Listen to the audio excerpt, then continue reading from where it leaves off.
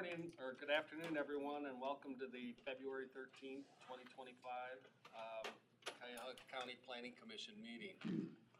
Can we go through a roll call, please? Yes, Mayor Burke, Councilperson Conwell, Present. Mayor Daley Jones, Director Dever, Here. Mayor Gallo, Interim Director Fields, Mayor Kurtz, Mayor Orcutt, Here. Councilperson Simon. Here. Mayor Weiss. Here.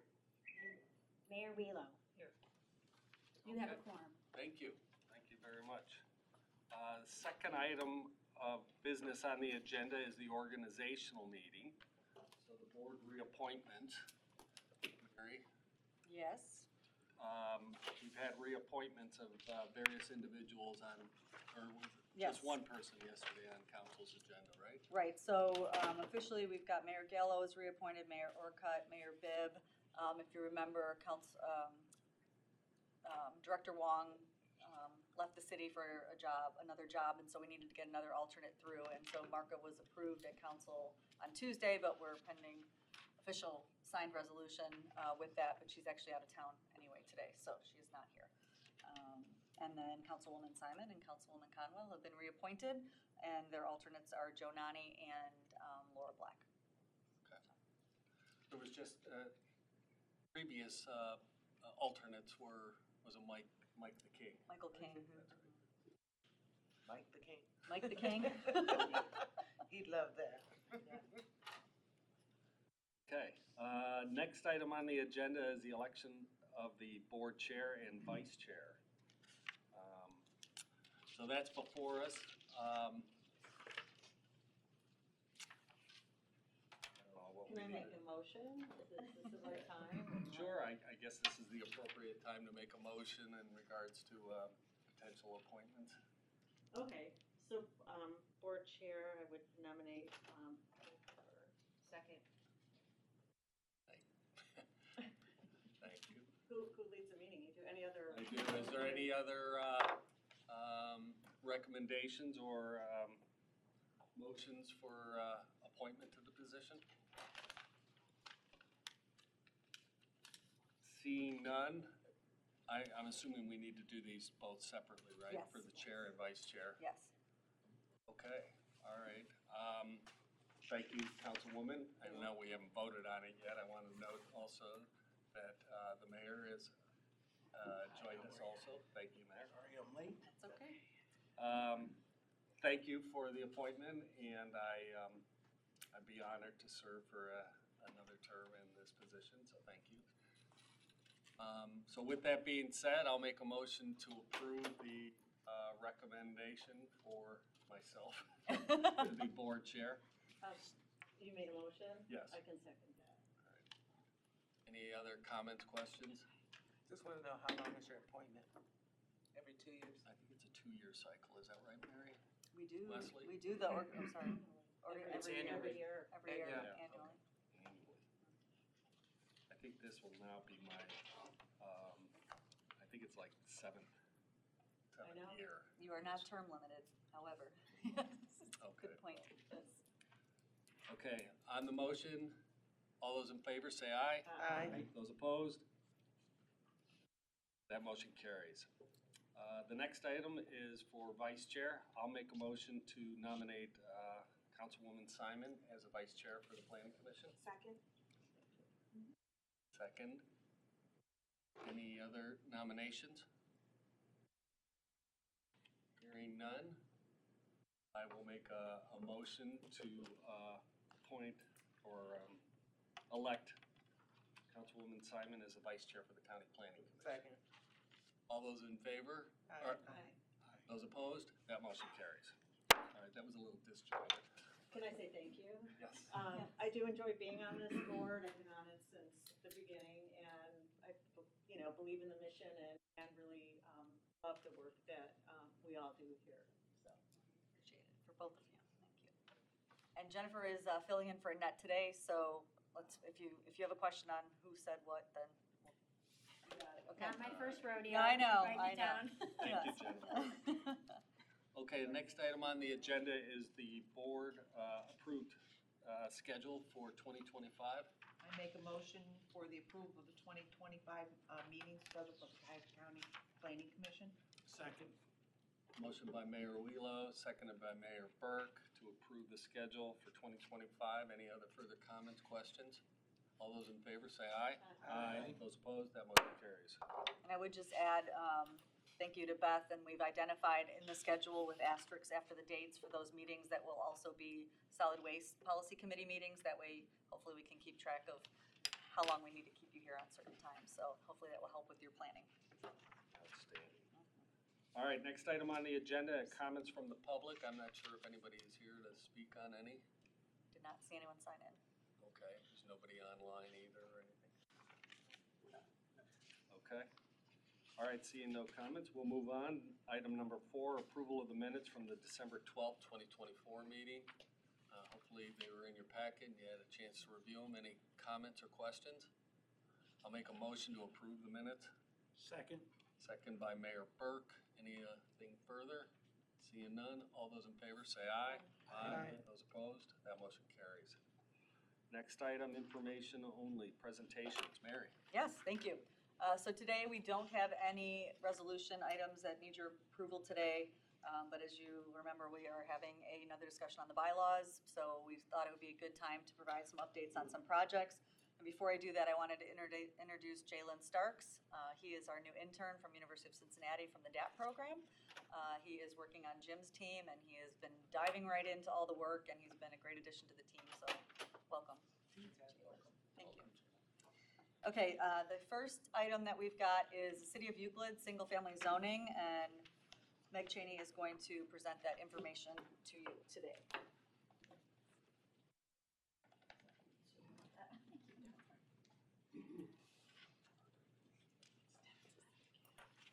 Good afternoon, everyone.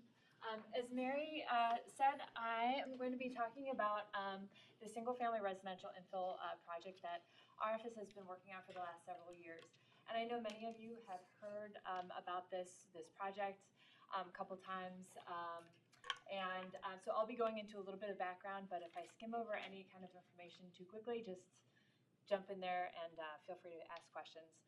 So specifically, I'm going to be talking about phase 2 of this project and the pilot program that was a part of that, and our work that we did with City of Euclid to update their zoning.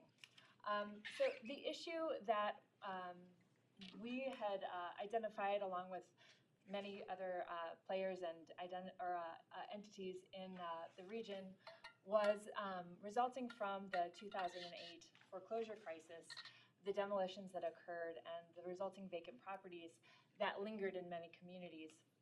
These missing teeth, as we call them, represent a loss of revenue for cities and also are jarring and disrupt the fabric of a neighborhood. So a number of entities partnered together, county planning, the county land bank, First Federal of Lakewood, and the First Suburbs Consortium to try to better understand this issue and why these vacant lots were persisting in these neighborhoods. So this image just illustrates a common scenario where you have older homes in an inner ring suburb on somewhat smaller lots, and you see that vacant lot there in the middle. And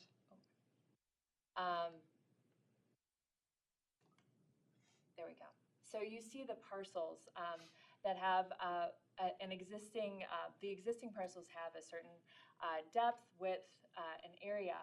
And then oftentimes what occurred in the 50s and 60s is that suburbs adopted zoning codes that were more in line with exurban development and adopted lot regulations that were bigger or deeper or wider than the pre-existing lots. So that made it impossible to build the same house on that same lot because these lots were now non-conforming. So just to illustrate how important zoning code and these regulations were to developers or other small-time developers as well as bigger developers to do redevelopment on these lots a developer survey was performed as part of this phase two. And two questions really highlighted how important zoning was to these developers. One, when developers were asked how important an easy-to-use zoning code was in the process of redevelopment for these infill lots, they indicated that it was the most important thing or very important. Another question asking them what regulations presented barriers to infill development, the most common response was minimum lot size. Minimum lot size being too large as required by the zoning code for them to work with. So for single-family residential project phase one, the county planning team worked with those entities to do a deep dive to understand what kind of regulatory barriers existed and where the nonconformities existed in the inner ring suburbs. So for phase two, we looked at the best practicing and outlining the best practices that communities could use and adopt to address these issues. Part of this process was a pilot program that we performed with two participating communities to then look at their zoning code and update based on these best practices. One community was South Euclid, the other one was Euclid. So when working with Euclid, there were the work was divided into three different tasks. Task one, we looked at the work that was done for phase one and the community profiles that identified the different conformities and where the existing zoning code was out of sync with the existing lots. We also did a deep dive to understand how that related to their existing zoning code. Task two, county planning and city staff identified potential changes. And three, we went ahead and processed those changes and presented to the planning commissions and city council. So interestingly, in Euclid, it wasn't so much minimum lot size. We looked back at the information that was uncovered during phase one, and in City of Euclid, it was minimum lot width. The minimum lot width for most of the residential districts required a 60-foot frontage, and for the most part, lots in Euclid range between 35 and 40 feet. So that presented a huge barrier. You can see from the map, the light-colored kind of yellow areas on the map show where lots are in conformity with the regulations or with the old regulations. And as it gets darker and darker blue, it represents higher areas of nonconformity. So a summary of these changes, one, reorganized district chapters.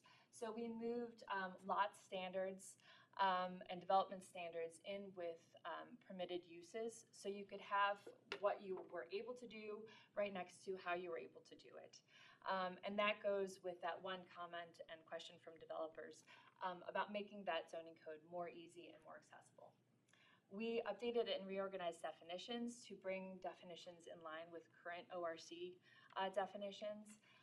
We also removed regulations that were embedded in definitions to make those part of the use chapters.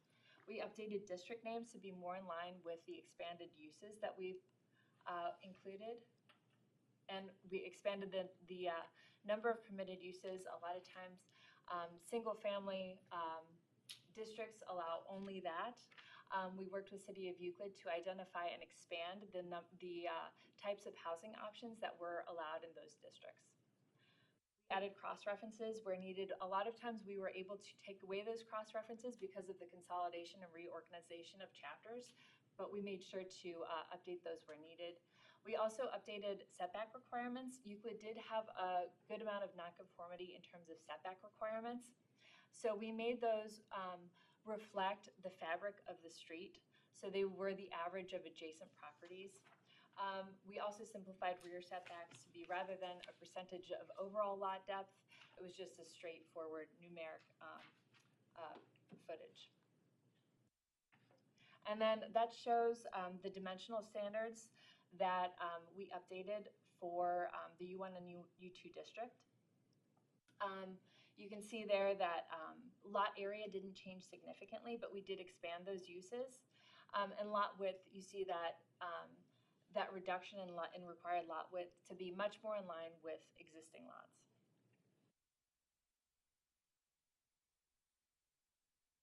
So I should say that City of Euclid adopted these changes in October of last year. And what was over 15,000 non-conforming lots in City of Euclid. These changes resulted in more than 12,000 of those lots coming into conformity with regulations. And that has streamlined and facilitated infill development on these lots. Any questions? Questions? Mayor Orcutt? Thank you very much. Out of curiosity, when you were working on this with Euclid, how many homes from 2008 approximately were these? Oh, goodness. I'm sorry, I don't know. Maybe Patrick or Jim might know. I don't know about the total number in Euclid. We found 5,300 vacant lots in all of the first suburbs combined. Any other comments, questions? I have a question. So the boulevard, did you find that the width, you had to change the width on the homes south of the boulevard and north of the boulevard, like differently? Because, you know, south of the boulevard, some of those homes are larger up by Indian Hills and all that. And then if you go north of the boulevard, it's mostly World War II bungalows, doubles, triples. So, you know, was it like you were actually getting standards for two different type, like cities almost in Euclid? You know, it's interesting. We talked about that possibility, and it's been a little while, so correct me if I'm wrong, Patrick, but we talked about differentiating those areas, especially those, the U1 district had a larger home sizes and lot requirements for the most part. But the feeling is that those were established homes, and even if if one of those homes was demolished and two homes could go in and create two different lots, it wouldn't be to such an extent that it would disrupt the character of the neighborhood. Particularly, what they felt was the most important was the setback from not so much the lot width, how wide it was, but the setback, so all the homes would be kind of in alignment of each other, and that's where that flexible requirement for the lot setback came in, making it reflective of the nearby development. That's interesting, yeah, because I was wondering how that was gonna go when you started the project, because it is so different as you move south. Right. Up into Indian Hills and all of that. What was good was the flexibility of that setback, because I think that's more when you're imagining walking down the street and you see a home much farther back or much farther forward, that's kind of the most visible indication that something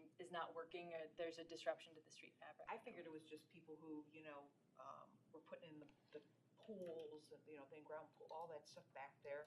You know, it was a different time period for Euclid, and it's interesting when you go back there now and to see it, so, yeah. Okay, any other further comments? Thank you, Megan. Thank you, Appreciate Megan. it. Thank you. All right, the next information presentation we've got for you is the Orange Village Survey, and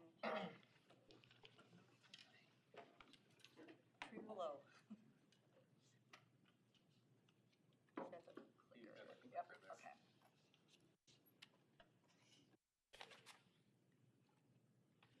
Technical difficulties. The one to the right. One on the right. You have to kind of lift it up. There we go. Okay. So, hi everyone. Good afternoon. I'm Paul Triolo. I'm a planner here at the Planning Commission. So I'm going to talk a little bit about the Orange Village Community-Wide Survey, which came before the board in April of last year. The survey was open from mid-June to the end of July, so about a month and a half total. We presented it to the Village Council on October 9th. Some key statistics, just kind of overall summary statistics of what came out of the survey. 432 responses, which was a response rate of around 16.7% of the adult population of Orange Village. So we were very pleased by that response rate and felt it was a very representative sample of the community as a whole. So just kind of going to talk through the overall survey process. So we started with,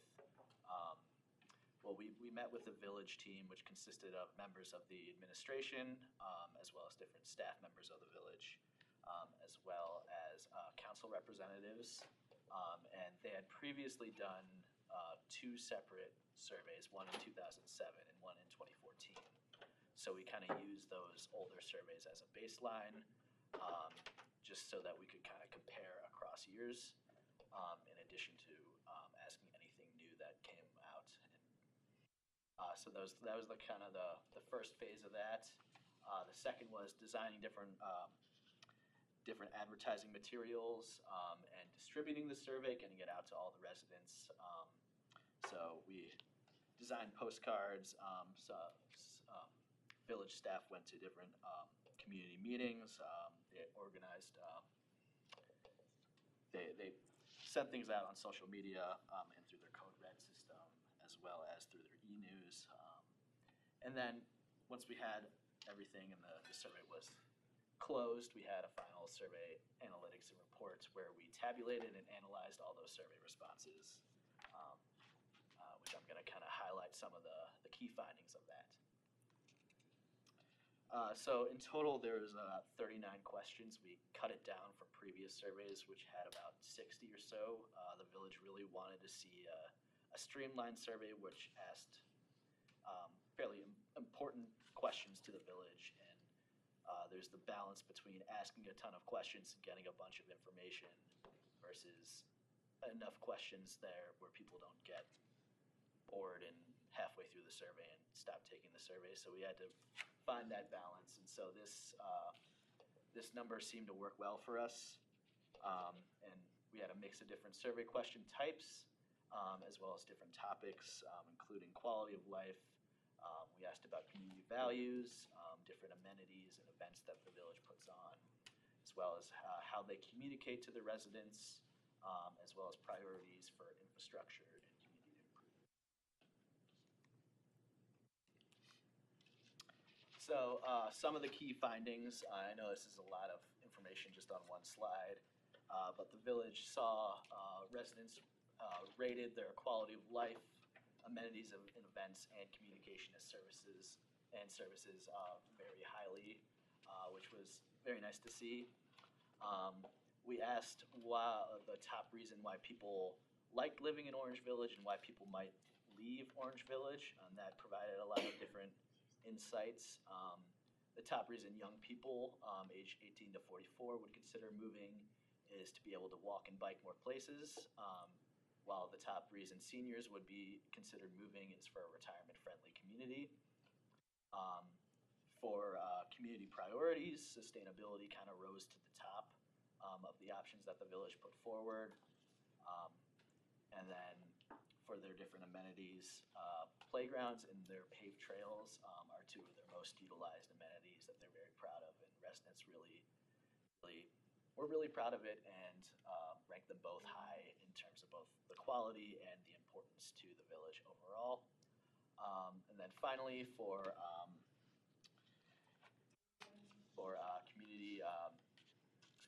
community improvement needs, parks and natural spaces, as well as bike infrastructure and trail additions and improvements kind of rose to the top of what they saw for additional community improvement needs. Councilman, did you have a question? I did, thank you. Yeah. Sorry. I'm surprised that the respondents to the survey did not talk about the age group, 18 to 44, why they would move there. Yeah. Was school an option? Yes, it Orange was. School District?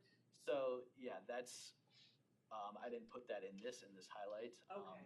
But throughout all the different age groups, including 18 to 44, everyone, regardless, kind of said the Orange School District is top-notch, and it's why, I think it was the number one reason why people chose to move there, regardless of their age group. Point. Yeah.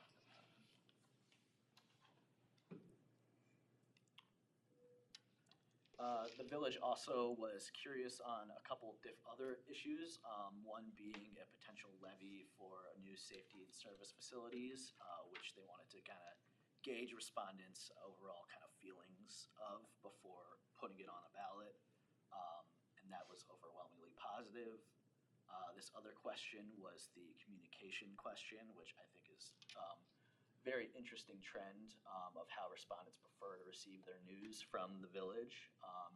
So as you can see, this kind of newer online forms of communication, such as email, the website, and social media, significantly increased from previous surveys from 2007 to 2014 to 2024, while things like direct mail, the village marquee sign, and then newspapers decreased. So you're kind of seeing that trend of people getting more of their information different ways, and how the village can think through how to kind of adapt and move towards having a more kind of online presence to reach more residents.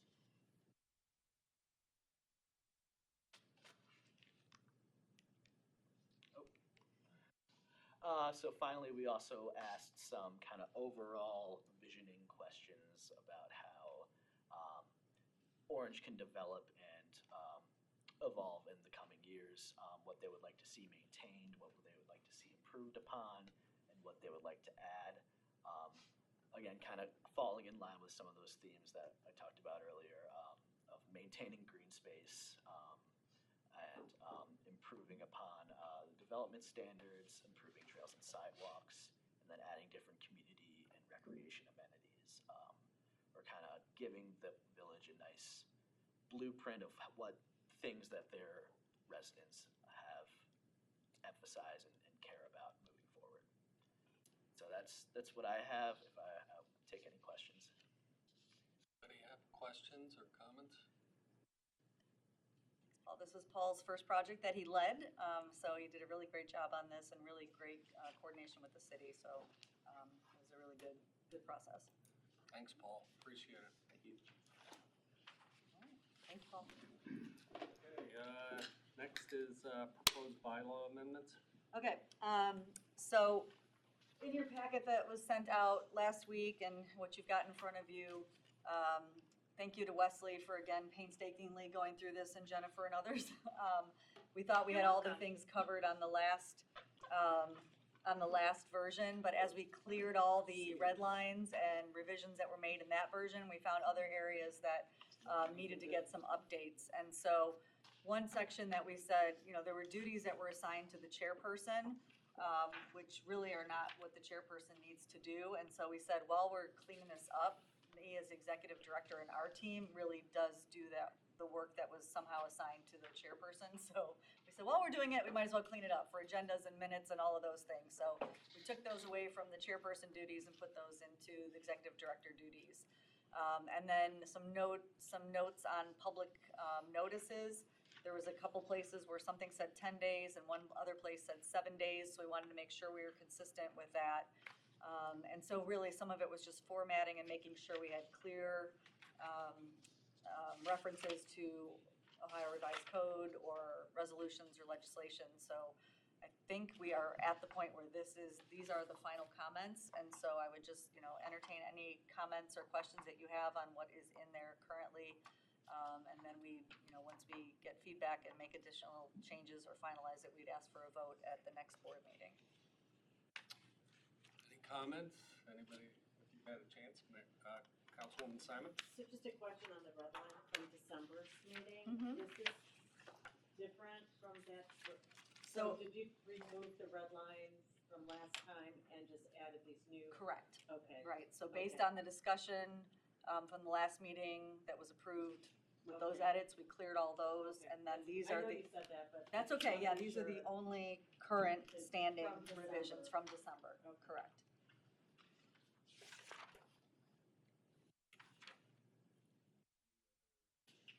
Thoughts?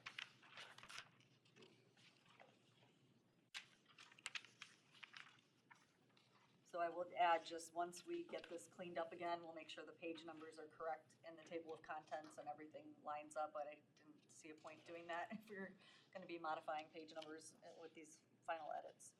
Is it a multiple, to vote on the changes to it, is a multiple meeting vote? Yeah, yes, it's, we have to introduce the proposed changes first, and then the bylaws say that we can then vote on those changes at a subsequent meeting. But but they can't be introduced and voted upon at the same meeting unless it's something mandated by state or federal law, for instance.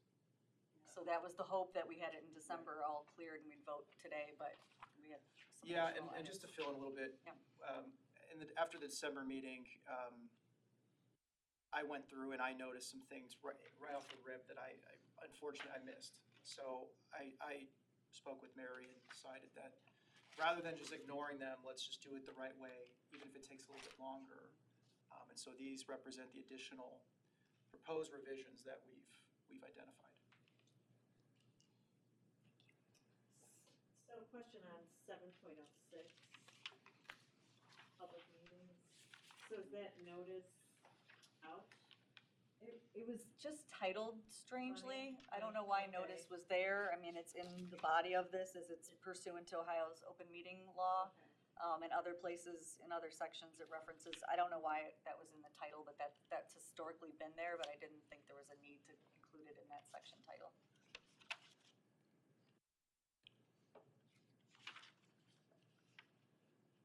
So just in regards to for the notice for a public meeting, is it typically, I'm sorry, you may correct me, but is it 72 hours or do we need to be 7 days? I mean, do you need that length of time to have a notice out?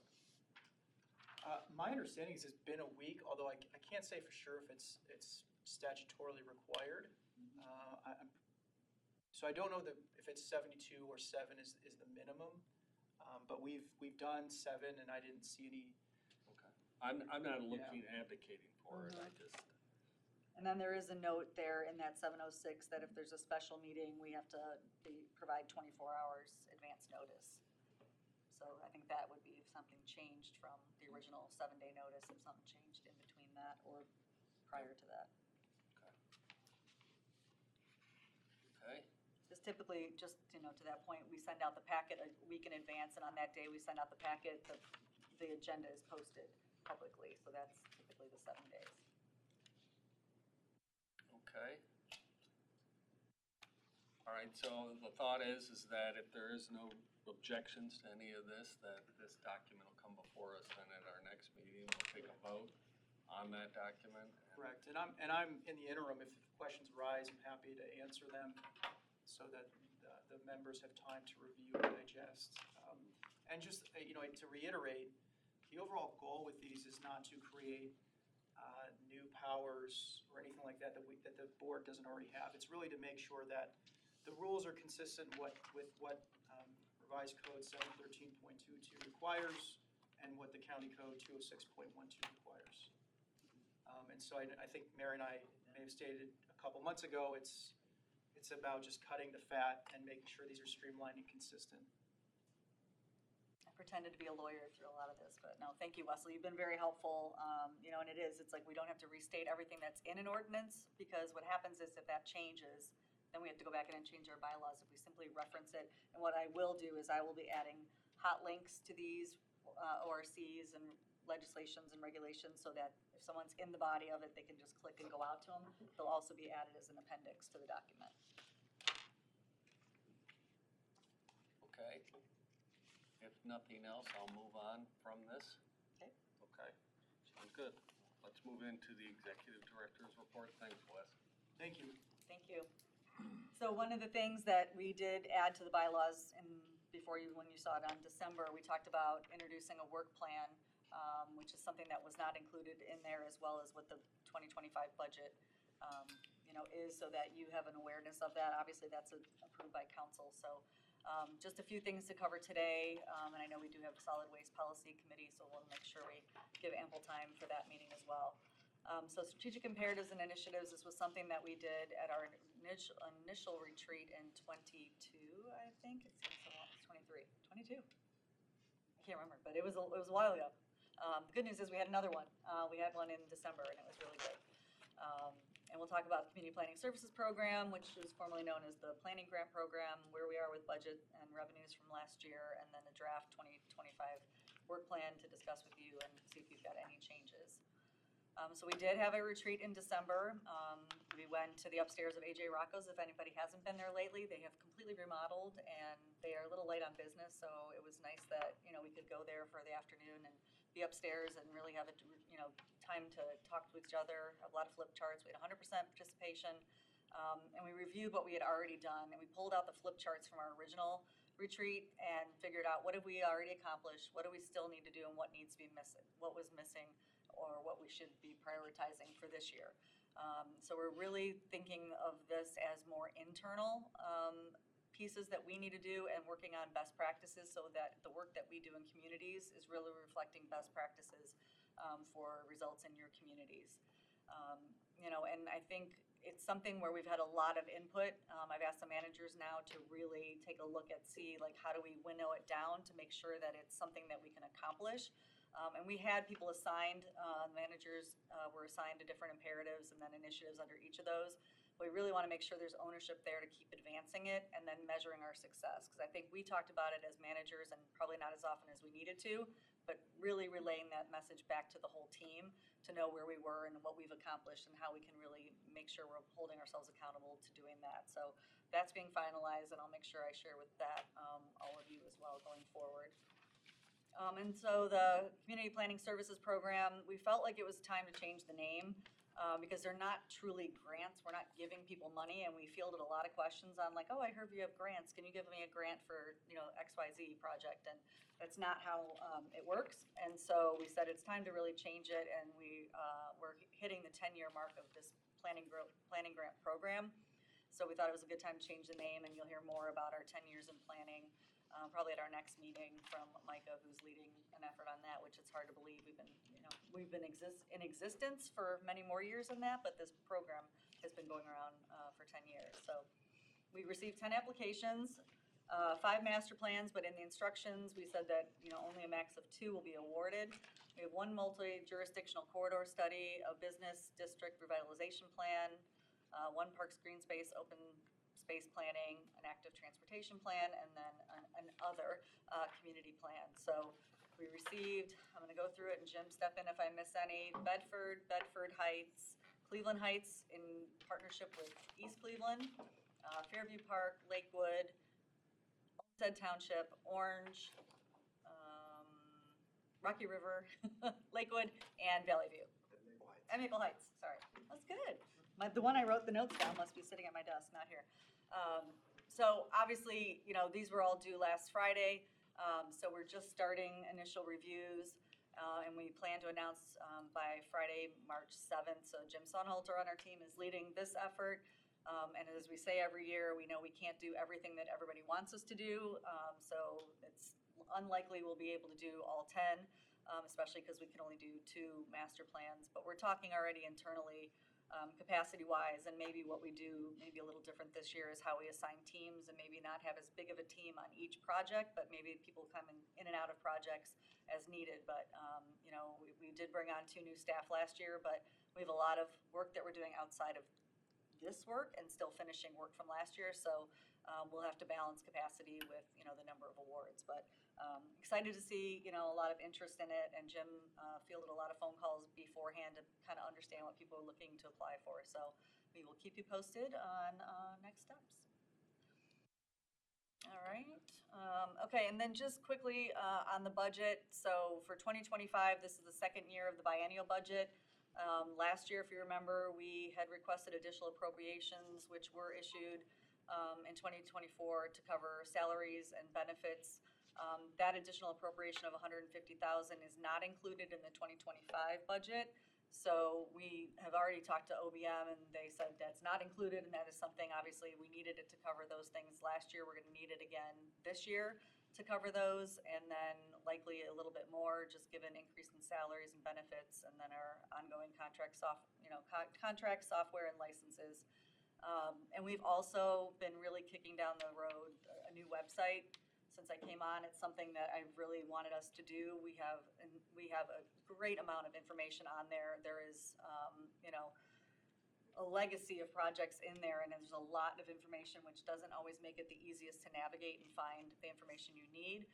We did do kind of a light update based on our new logo and branding and our colors when we did that. So that's been done, but it's something we're starting to solicit quotes on what that might cost, but it's something we've been really pushing off, and I think it's time we try to identify some funding, for that as well. So last year, in terms of revenues, we deposited $220,675 into the general fund. We've already kind of broached the subject with OBM about potentially getting spending authority on some portion of those revenues so that we can put them towards professional development for our staff. This is a reporting year for AICP, and we've got more and more AICP certified planners on our team every year. We had a recent, new ones that passed the exam this year, or end of last year, or whenever it was. But this is, it's continuing education requirements, so a way of potentially utilizing those revenue dollars to help offset some of those costs. And then the other big change this year is the Healthy Urban Tree Canopy Grant Program that we've been administering on behalf of sustainability for 5-6 years going on. It's going to be transitioning back to sustainability this year, and so there is $950,000 that is tied to an activity for that program in our budget currently for the 2025 application cycle. Those dollars will be moved out. And sustainability is going to work in partnership with soil and water. And so what the vision really is, and this is not public as of say, but they're looking at ways of maybe not having to do so many individual grants, but look at larger grants for companies who do plantings and working with communities and residents to figure out where they need to be and offering that ability for someone who's got a lot of the capital to do it and then get reimbursed rather than individual, cities and CDCs getting funding. So more to come on that, but we will still keep dollars in our activity code from the program year 23 and 24 to keep, we have to make sure that we've got dollars for the active contract commitments that we've got from those years because we process those reimbursements. So just another change that might come, which will hopefully free up some folks in our office capacity to do some other work, but that's in the works now, and I know sustainability is in initial conversations with OBM about that change, so. Mary, Yes. whose idea, was this planning's request? How did No, this I mean, happen? I think what, we've said we've always wanted, we were helping, and it was never the long term that we were supposed to be the ones doing it, and I think once we fulfilled the 5-year commitment from former county executive Budish on what that program looked like, it was time to really take a look back and see what's working, what's not, how do we make it easier, and how do we, in the end, plant more trees. Okay. So that's really, we've got a team meeting that meets every Thursday with Soil and Water, Sustainability, us, and so it's been Okay. a lot of Board of Health, a lot of conversations on what it could look like in its next Okay. life, so. Okay. Definitely the goal of still planting trees is the big one. All right, what do I have? Okay, so the draft work plan, this is something we have not done previously. We work really hard internally to manage capacity and our commitments, and I think based on the conversations we had last year and you authorizing me additional contracting authority, I wanted to make sure that we shared with you what we envision our workload will be tied to for 2025. So this is really a summary that's getting handed out to you, and what we want to do is really look for our overall, our areas of expertise, what goals we want to accomplish, and then what activities are tied to those goals. So this is, I know, hard to see, so I try to break it up. But you've got it in your hands now, and so I think the main thing what we want to do is, this is really the overview, and then the spreadsheet actually continues. And so for each one of these activities, we're going to be finalizing metrics for each of those, so that when we look on a quarterly basis, where are we with these? Are we doing the things we said we were going to do? If we have to say no to additional work, it's because we're doing these things that we've already identified, knowing we can't do everything for everybody, but really setting forth specific metrics tied to each one of these activities for each one of these goals in each one of these areas of expertise. So it's nothing necessarily that I, need a vote of approval on. I just think it's good for you and for me to keep this, front of mind. And when we have every time, once a quarter, we revisit this, and I can provide you update on what our progress is against these activities and these goals. And we also are gonna be utilizing it to really say how much of our own capacity is gonna be used to do any one of these things. Because, you know, we've already been asked recently for communities asking to hire us to do work outside of, you know, the planning grant program, because it's not necessarily something that's eligible there. And so we love to do all the work we can, but even if they're paying us, it doesn't create another staff person to do the work. So it's really, I think, gonna help us balance things. I think too, with this next round of projects, we're gonna stagger them more than we have in the past, just so that everyone's not at the same point of a project as their colleagues, because then we've got public meetings on top of each other and really heavy lifts for current conditions and other parts of the project when they're all starting at the same time. So I know you just are seeing this today, so I don't know if anybody has any, you know, initial thoughts or questions, or any better way to show this. But I want to thank Patrick and the rest of the managers who really helped get this winnowed down to a manageable summary to share with you today. Any comments? The accessory dwellings, that's Yeah. becoming more and more important, so I can see work that has to be done. Yeah, and what we're seeing is, you know, we're already doing, say, 2. So we assume there'll probably be at least another 2 communities maybe, or 3 communities that want to do that. Same thing with the single-family zoning updates. We just know we just did 2. And as we do these, and, you know, as we're thinking about TOD and other things, we've got the overlay zoning code. So what we want to do is make sure that's getting implemented in more communities. So it's not really rewriting those, but then taking them out to the local community and making sure that they're meeting their needs locally and getting adopted, so that you know, they're actually getting implemented beyond just something that we did that we want people to know about. Great, Mary, thank you. Sure. Okay. I think that is it for my part. Okay, old business, is there any old business? New business, any new business? Seeing none? Since we have another meeting following us, I'm gonna make a motion to adjourn. All those in favor? Opposed, that motion carries. Thank you, everyone. So unless we have something, we have a tentative meeting on March 13th.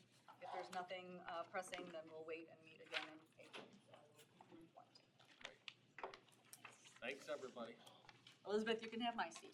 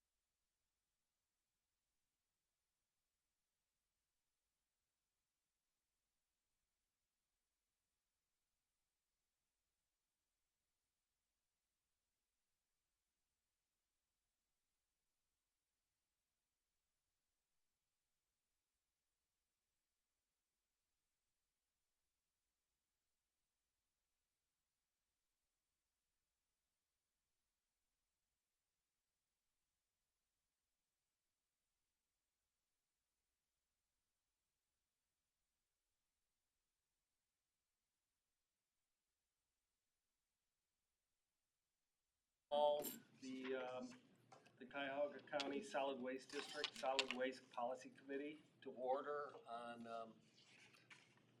today's date is February 13th, 2025. Could we have a roll call, please? Thank you. Yes. Mayor Burke, Here? Councilperson Simon. Here. Councilperson Conwell, Present.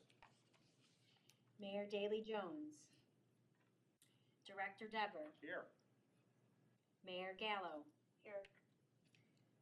Interim Director Fields, Mayor Kurtz, Mayor Orcutt, Here.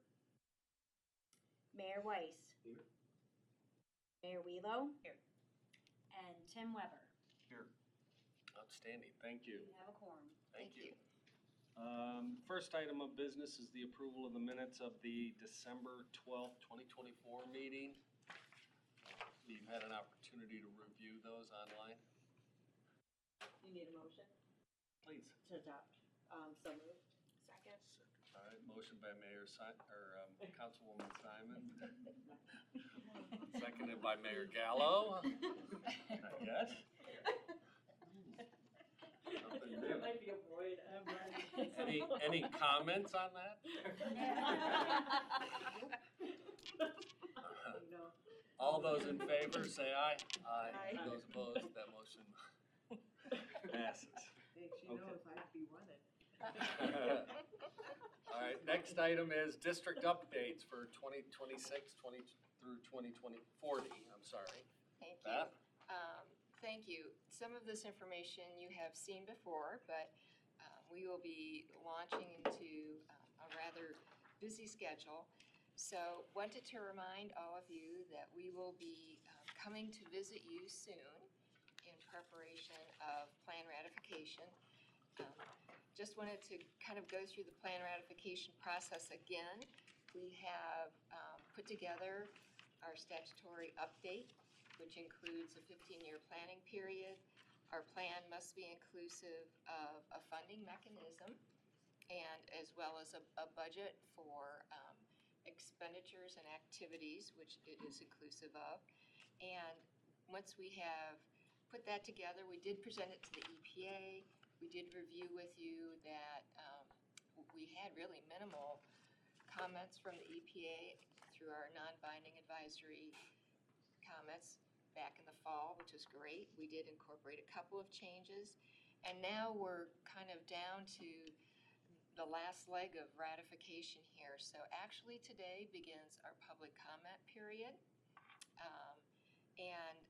Once we complete that, we will have a public hearing. We'll go a little more into depth.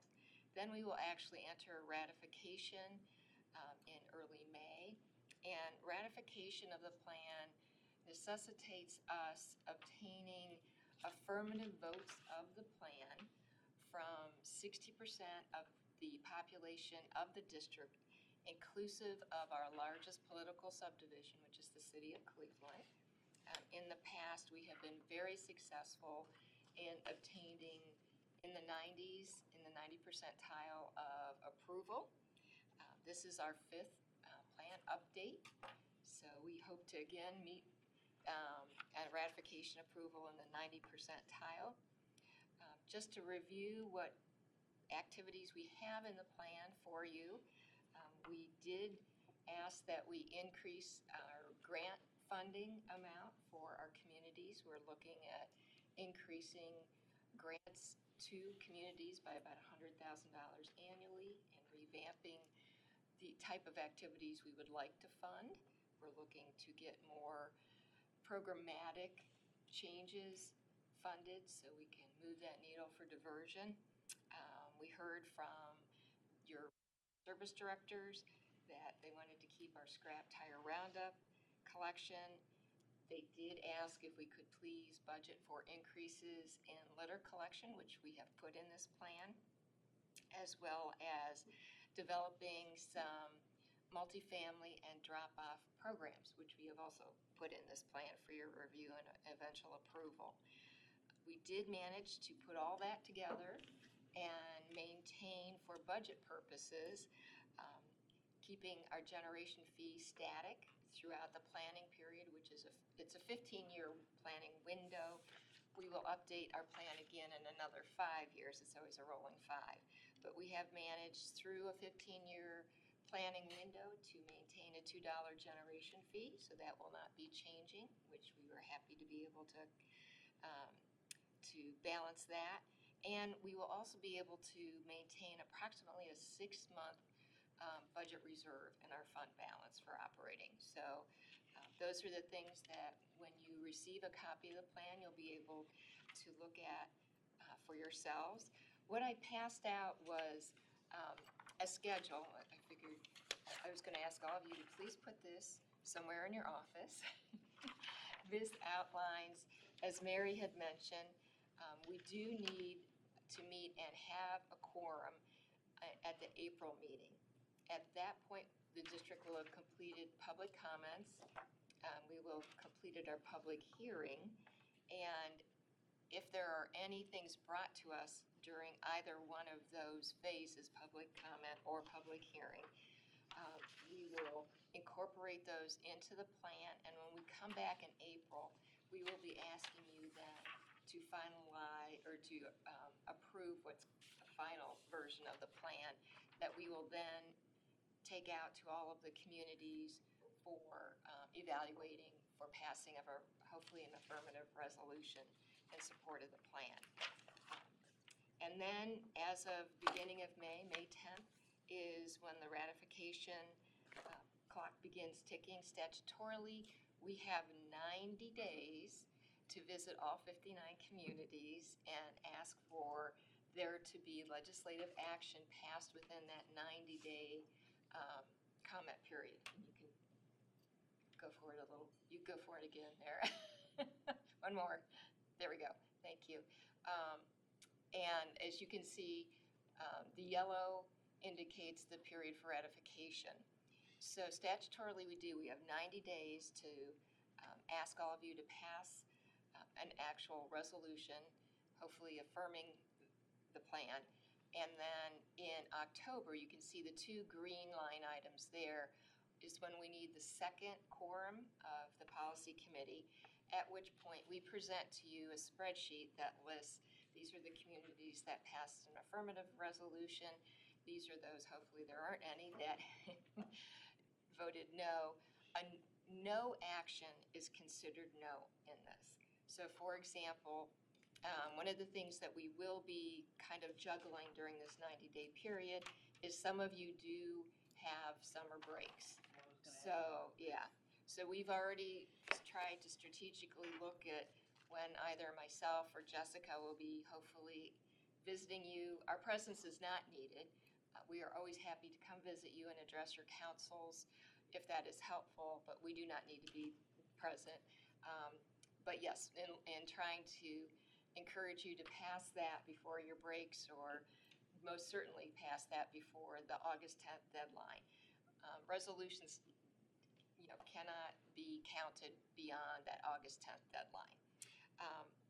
And on the back of what I passed out was just a little kind of, it's a draft version. You will be getting the final version of this. It's a primer that kind of goes over everything we've just talked about, put out some dates in there again. What we will be doing, this is the public notice that actually was published for the public comment period. Okay, I'm sorry. So, which begins today. It's a 30-day public comment period. Those can be sent to us. This also lists the date of the actual public hearing, which will be held at our offices on March the 18th from 2 to 3. Typically, we don't have a crowd that attends that meeting. If you want to come and just keep us company, you're welcome. And, again, on the back side, we provided you, or I can click this. There we go. Oops. There we go.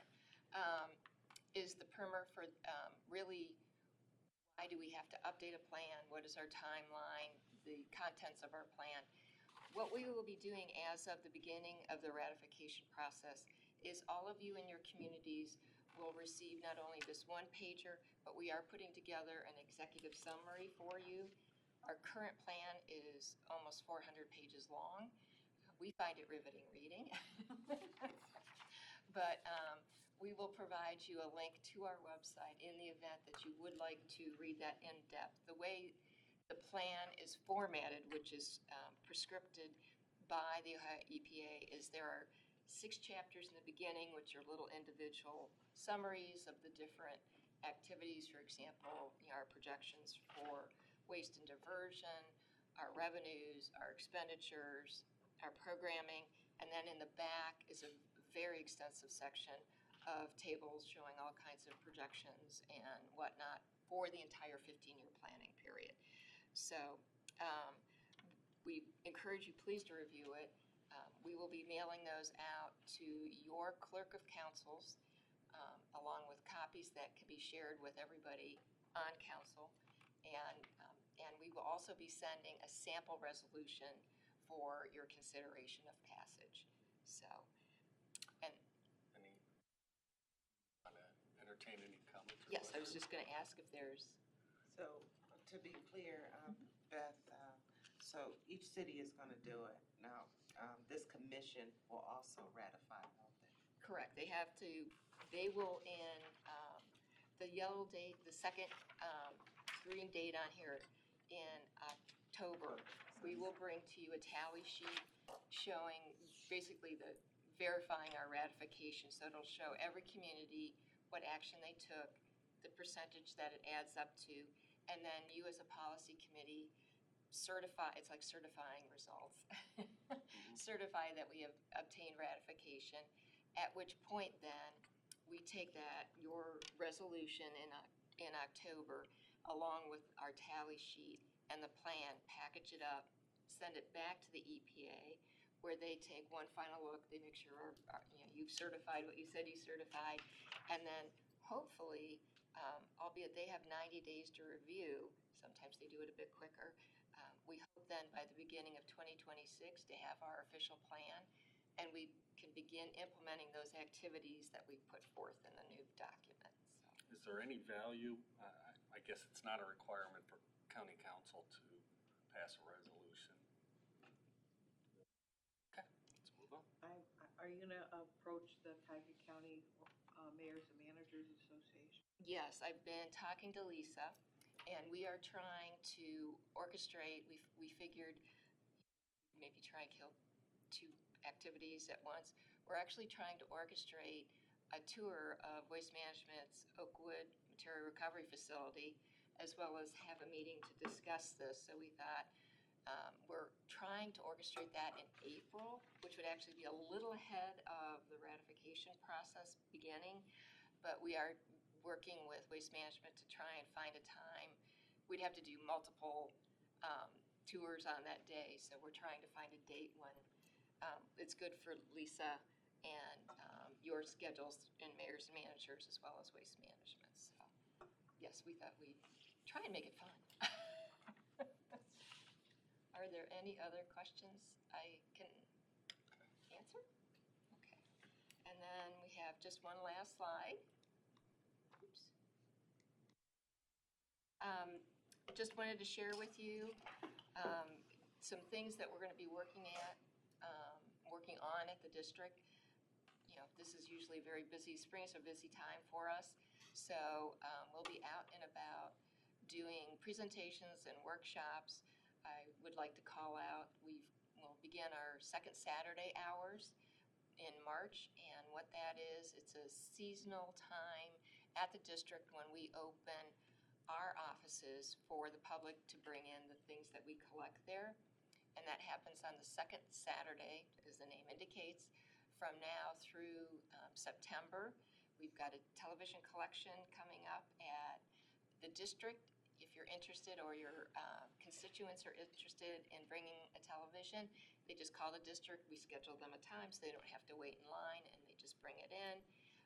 The other thing I would like to point out is the end of March, we will be in Independence. This will be our third Reduce, Reuse, Repair Fair, where we have vendors that have either upcycled or have activities or lessons on how to reduce use, backyard composting, those types of things. And we will be at the Civic Center in Independence at the end of March, hoping to, share those good tips for reduce, reusing, and recycling at our fair. So we've increased our participants over the last 2 years. We hope to increase those again this year. And these are all on our website if you need to reference them. Okay. Any questions I can answer? Seeing none. Thank you. No resolutions today? No resolutions today? Okay. Does anybody have any Not items Joey. for discussion?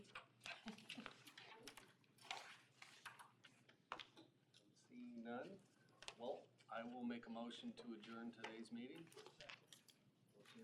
Seconded by Mayor Burke. Anything further? All right, thank you very much, everyone. Thank you. Efficiency, 2 meetings and. I tried. Hour and 10 minutes. Yeah. Nice.